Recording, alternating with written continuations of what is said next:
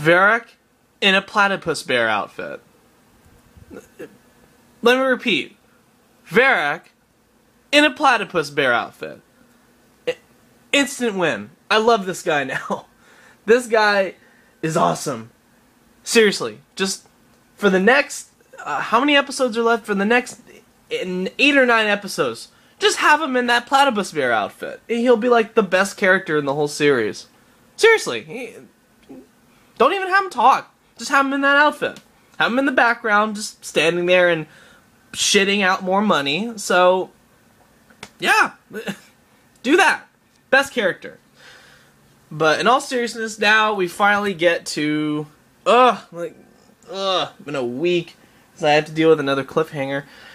Civil War, part 2. Where, honestly, if I can say one thing negative about this episode, this should have been 3 parts. Where, of course, where it should have been, Korra, it should have ended with Korra blowing the ships out of the way to go rescue her dad on the other ship when she enters the Avatar state. It should have been that, and the next episode, part 3, should have been about her rescuing her dad from the ship, where the ship just throws everything they got at the Avatar to get her off her dad's trail. But I felt like, and I don't mean to skip to the ending, but it's something I have to talk about really quickly. I really feel like it should have ended with her just going off to rescue her dad. Next episode, just her fighting against the ship. And then we get to the whole thing about, oh, you need to go to the president of the United Republic to get us on our side so that we can take out Unalaq.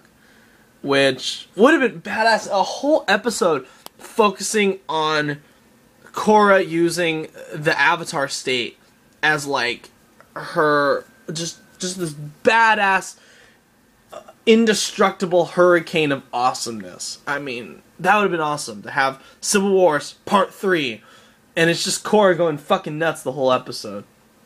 Because really, this season actually is a lot more personal for Korra now that the villain, Unalaq, obviously, come on, who did not see Unalaq as the villain? Even right when they showed him, you knew there was something else going on with him. Where this is a much more personal season for Korra because it involves her family. And when it's really this, I believe this whole season is going to be about a civil war. Not just between nations, but between a family of 2 brothers. It's a civil war, it's an in-family civil war. Which I think is going to be really cool. But let me kind of quickly recap this episode. I knew something was fishy about her parents' verdicts when they let the mom go, but then sends the father to death. And then Unalaq just comes in oh, do you think you can reconsider, Mr. Judge? Oh, okay. You can go to prison instead. Which I thought there was something just really fishy and odd about that. It didn't feel right. But then to finally find out, oh yeah, Unalaq rigged that whole trial, and Unalaq got her dad banished. So, yeah, not the best uncle in the world right there. And certainly going to be an interesting villain, because also during the part where they go the first time to rescue her dad in the prison, you get a small taste of Unalaq's fighting ability, where he actually manages to hold his own pretty well against Korra and Mako. And I'll be interested to see what a full-on duel between Korra, maybe Korra and her dad, versus Unalaq, because Unalaq has spirit bending, where he can just, he's really great at controlling the spirits.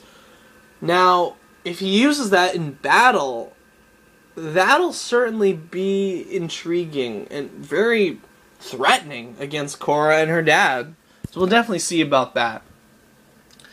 And of course we get more of Bolin and Eska, or their crazy-ass dysfunctional relationship, where Bolin is trying badly to break up with Eska, and finally when he has the the balls to tell her, like, look, I don't think we're on the same page here. She goes, I agree. Let's get married.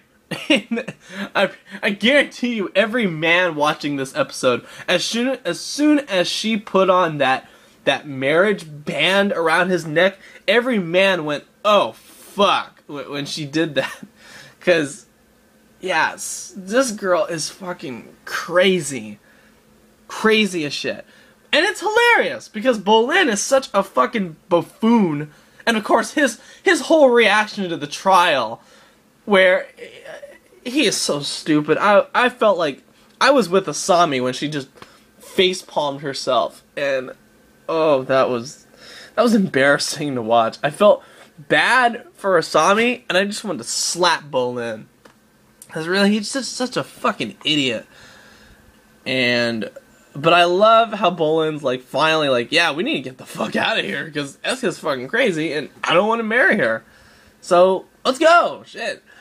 And that was very funny. And of course, another really cool example of them balancing out the drama and the humor in this show.